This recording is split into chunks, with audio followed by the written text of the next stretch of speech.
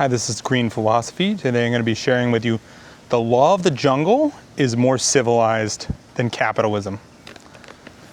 When Shahid Bolson described the predatory, exploitative system of the contemporary United States, which is ostensibly capitalism, he said the morality and strategic approach of Western nations, such as the United States or the United Kingdom, is the law of the jungle, quote unquote.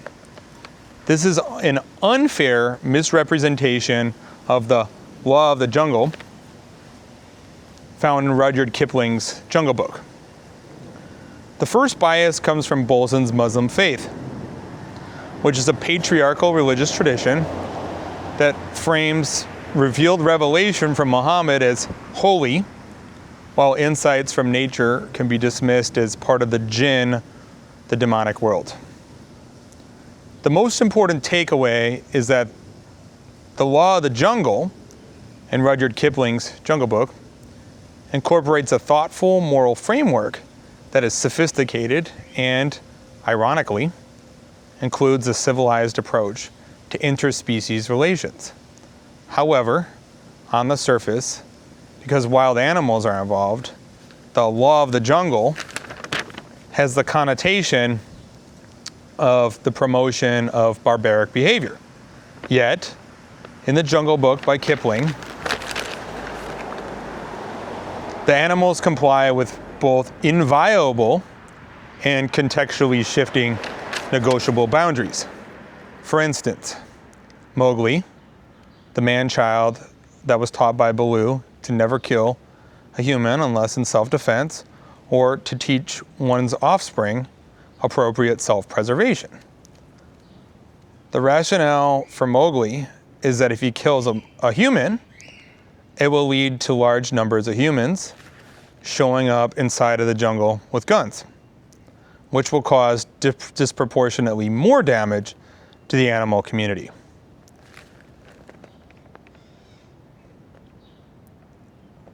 Than the one human that was maimed. In addition, Mowgli is forbidden from killing any cattle, which are described with condescension as castrated, docile, and not fully wild members of the jungle creature community. The reason Mowgli cannot kill livestock such as cattle, as that is like maiming a human, it will lead to humans intervening in the affairs of animals with the animals' assured destruction. Like the Christian tradition from 1 Corinthians chapter 6, verses 19 to 20, and I am not providing the whole passage, you are not your own, for you were bought with a price. Mowgli is not allowed to consume cattle because Bagheera and Baloo traded one head of cattle to Akila's wolf pack in exchange for their adoption of him, a negotiated term by Bagheera and Baloo to answer some of the skeptical and opportunistic wolves' reservations of what do we get out of this arrangement?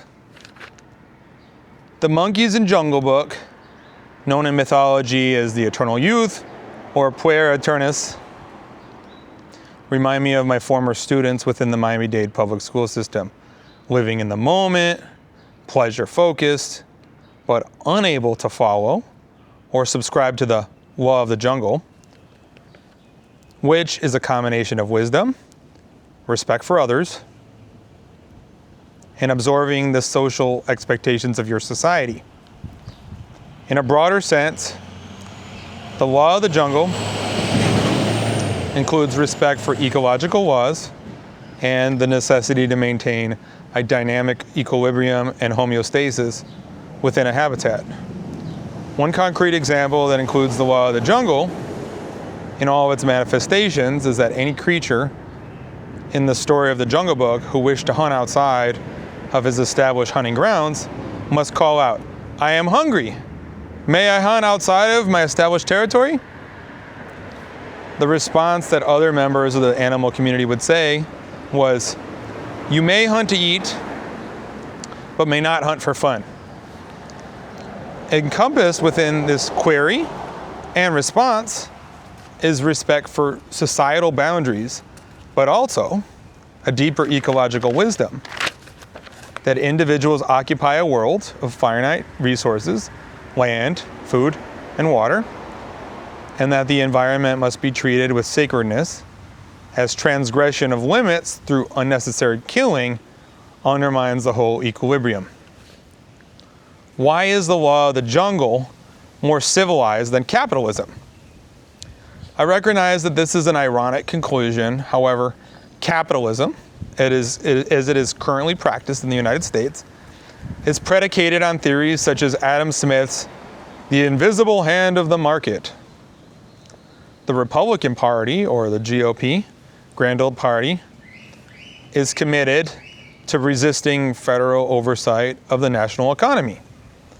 Even the former House Speaker of the Democratic Party, Nancy Pelosi, said the Democratic Party is ideologically committed to capitalism.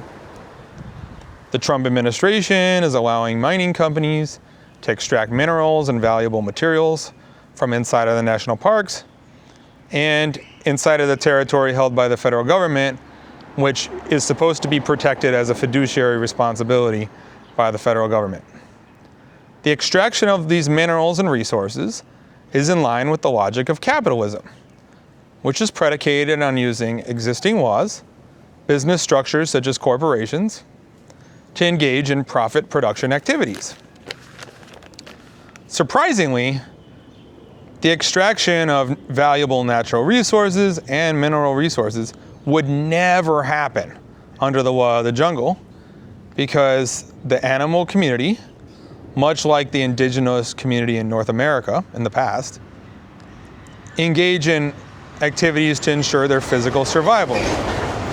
Eating, they prohibit taking more from nature, creatures' bodies, or resources such as wood that the Iroquois would build a log cabin from that is needed to sustain their lives.